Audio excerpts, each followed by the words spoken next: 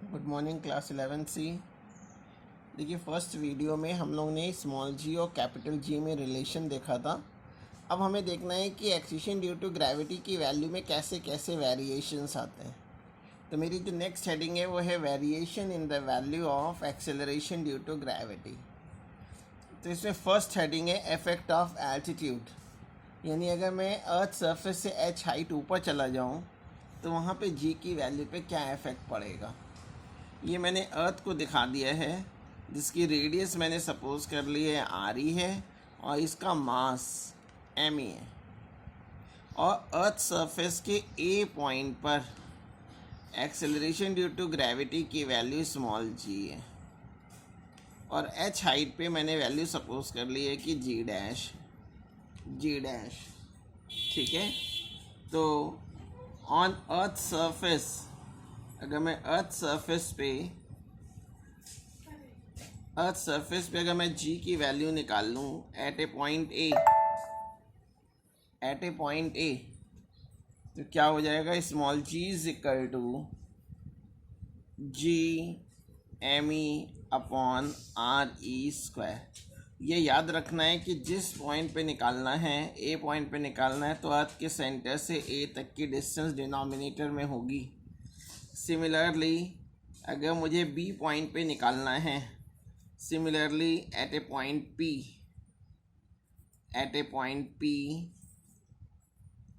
Eight height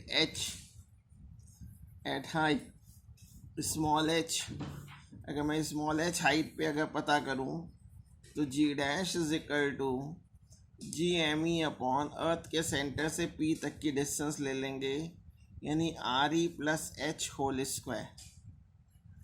अगर मैं equation 2 को इक्वेशन 1 से डिवाइड कर दूं, इक्वेशन 2 डिवाइडेड बाई इक्वेशन 1, तो देखिए क्या आ जाएगा, जी डैश अपॉन जी, इसमें जी एम ई कैंसिल, तो ये आ गया आर ई square upon R E plus H whole square, और आर ई स्क्वायर अपॉन डिनोमिनेटर में से मैं आर ई कॉमन ले ले रहा हूँ, तो ये आ गया 1 plus H upon R E whole square. R ई स्क्वायर से आर ई स्क्वायर कैंसिल, तो न्यूमेरिकल्स में हम जो फॉर्मूला यूज़ करेंगे वो ये यूज़ कर लेंगे, G dash is equal to G upon 1 plus H upon R E whole square. ये ध्यान रखिएगा कि न्यूमेरिकल्स में आपको यही फॉर्मूला यूज़ करना है जब भी हाइट एच पे आपको पता करना हो। अगर इस टर्म को मैं ऊपर ले आऊँ तो जी डैश इज इक्वल हो गया जी 1 plus H upon R E whole to the power -2। अब इसमें हम बाइनोमियल थ्योरम का यूज़ कर ले रहे हैं। बाइनोमियल थ्योरम का ये फॉर्मूला है 1 plus x to the power -n, तो 1 minus n x dash dash dash हो जाता है, तो ये x की जगह h अपॉन आर ई है, तो देयरफॉर जी डैश की जो वैल्यू आ गई जी 1 minus 2h upon R E. Negative sign indicate करता है कि अर्थ सरफेस से अगर ऊपर चले जाएंगे तो जी की वैल्यू डिक्रीज हो जाएगी। देखिए अब हमें देखना है कि अर्थ सरफेस से अगर एच डेप्थ नीचे चले जाएं तो स्मॉल जी की वैल्यू पे क्या इफेक्ट पड़ेगा। मैंने सपोज कर लिया है कि अर्थ सरफेस के ए पॉइंट पे एक्सेलरेशन ड्यू टू ग्रेविटी की वैल्यू स्मॉल जी है, और इस पी पॉइंट पर जी डैश है। ठीक है, तो let mass and radius of earth, हमने अर्थ की मास और radius, let mass and radius of earth be M E and R E. Mass को एम ई ले लिया है और रेडियस को R E. If its density rho is uniform, मैंने सपोज कर लिया कि अर्थ की डेंसिटी पूरे में सेम है, देन ऑन अर्थ सरफेस पे अगर मैं देखूं, यानी ए पॉइंट पे देखूं, ऑन अर्थ सरफेस एट